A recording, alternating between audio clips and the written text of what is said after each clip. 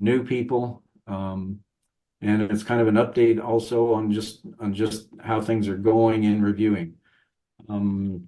This was a plot through 2023 that Chris Anderson up in Idaho sent to me earlier in the year, just showing the steep rise. Maybe we can associate it with COVID. I'm not sure. He was pointing out this very steep rise in events, and lots of discussion about the cause of that.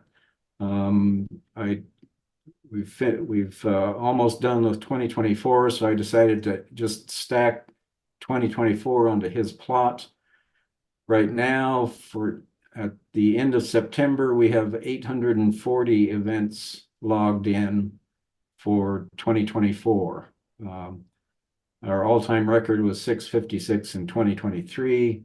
We're already up to 840.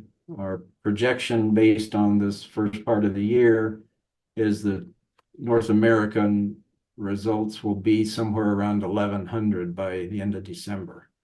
So very steep rise, big flood of events, and that's why we're continuously behind on events.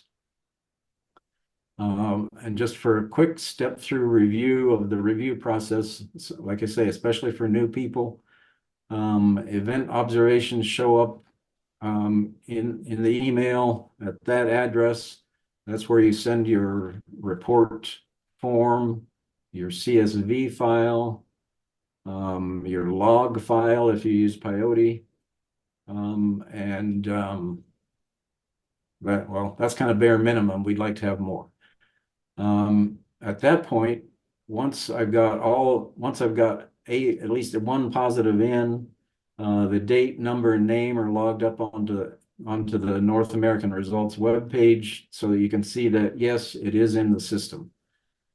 Once all the observations for one event are actually in and we confirm that, then the complete data set, all observations for an event, are sent out to a reviewer for the review.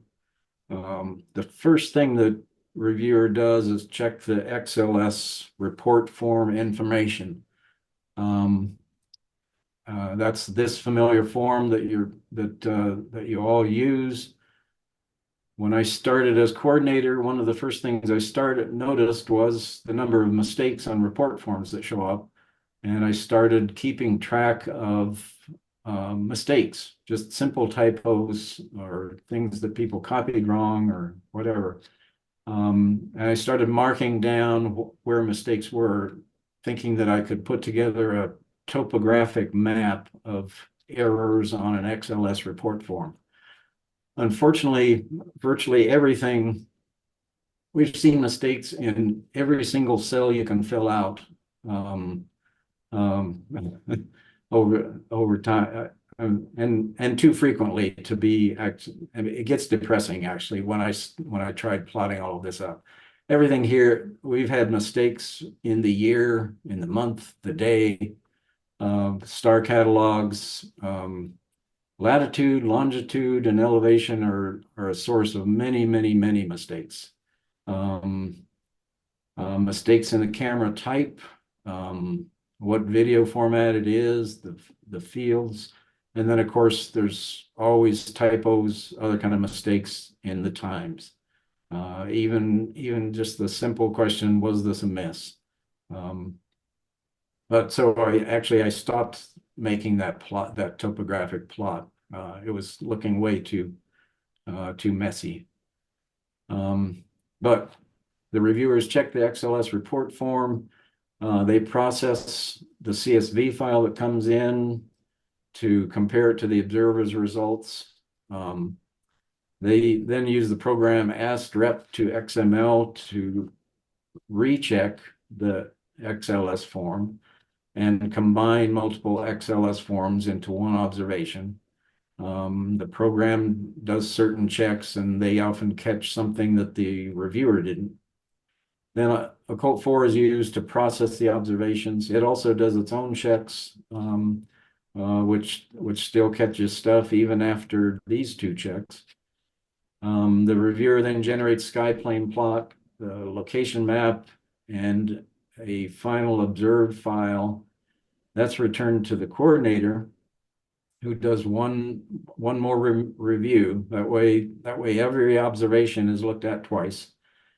It's then uploaded. We then upload the sky plane plot, the observers, and location plots to the North American results on the web page.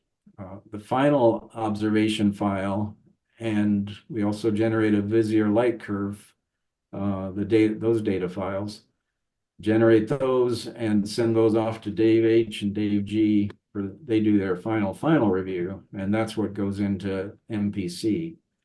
And something, especially for the newer folks, what goes into MPC is this obs.xml file, or at least this is the final result. This is the final that the Daves get, and they submit it in some other form. But really, all of that work you did, driving around, setting sites, everything that you filled in and sent into us gets reduced to an XML OBS file, which has information on the star, information on the asteroid, the fits and uncertainties and things. Some of the observers' notes go all the way through to that, although most of the observers' notes stay here in the North American archives, the actual DNR times, and that's it. So that your observation is reduced down to that. So that's the way the reviews are running currently. We are looking into a more automated system like SOTUS. In the meantime, though, this is how we're operating, and just want to give a huge thank you to the review team. As like the observers, all of this data is free. The observers are all volunteers. The review team is volunteers. Everybody in line is a volunteer. But the current review team is Jerry Bardecker, Steve Connard, Bob Dunford, Ernie Iverson, Steve Messner, and John Moore. And then Kevin Green and Joan Dunham, and I think one or two other people are kind of in readiness to be added on there as soon as we get time to sit down with them and go through everything. Tony George still handles the really difficult problems. John Moore always called him the shadow whisperer. He could process almost anything. Johnny Barton and Dave Eisfeld help us with the Tangra support, since not many of us use Tangra anymore. And then Dave Galt and Dave Harrell do the final review. Dave Galt's sort of the destroyer of backlogs. He's the one that bails me out by reducing the backlog and trying to get me back on track. So that's the highlights from 2023 to 2024, and a quick review of the review team.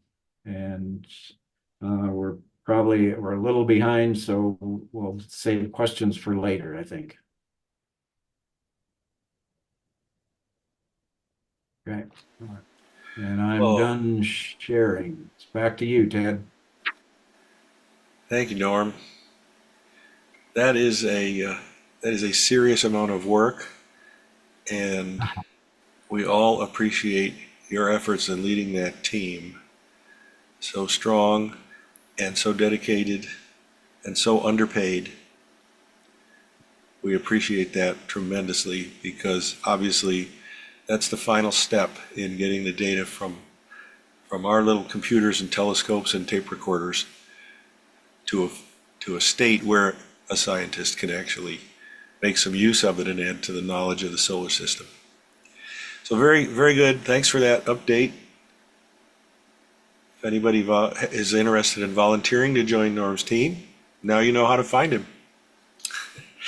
All right. Well, thank you. So next we have Jean-Francois Gault talking about a double asteroid. I see he's here. I'll let him begin sharing his screen.